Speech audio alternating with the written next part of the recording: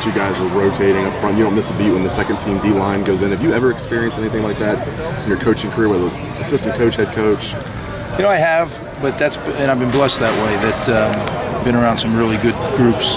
Not maybe quite as deep as this one, but, I think whenever you can rotate guys, it's kind of almost like the lines in hockey. They ask them to go as hard as they can for 2 minutes. As we try to ask our guys to go as hard as they can, and then they know up front that you're going to get a rush. There's nothing more exhausting in football than rushing the passer. You have guys that would be on that second team line and probably be starting at the majority of programs across the country. Nick Bosa, Jalen Holmes, Robert Landers. Is that accurate? Do you feel like those guys are pretty much starters? Well, we feel like anybody who goes on the field for us is a starter, and you better play like it. But yes, I do. I think we're very fortunate to have some really quality, and they're young, and they're only going to get better. Greg, it seems like you guys are getting such consistent pressure with your front four that you really haven't had the need to blitz much. Is that accurate? I think, that would be pretty accurate. Yeah, I think when you look at it, if you can get there with 4, then don't risk bringing 5 because you get another guy in coverage. But I do think you always have to bring a little bit of pressure to make people, to keep them honest with their protections. And that's basically what you've done as opposed to bringing guys because you had to, just to get a different look?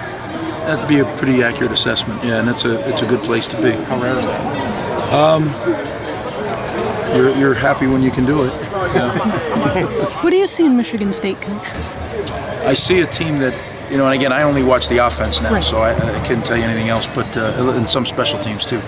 But offensively, I see a team that has really quality skill players.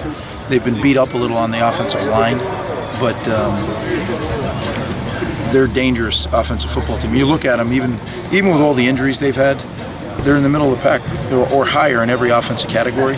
So it's a productive offense, and one that we really need to play well against to have success. Yeah, their power run game, the way that Scott can, after contact, continue to move the ball down the field.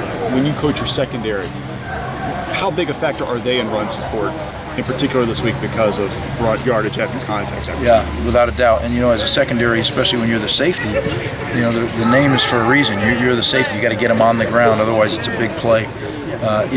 They do a lot of motions and shifts, which are going to demand our guys to really be on point, getting aligned. They get you aligned once, and then they make you realign. And then they do all that to distract you, so then they can run the ball down your throat or throw deep passes because you mess up your coverage. So we're really going to have to be on point. But that's what the opponent's given us this week.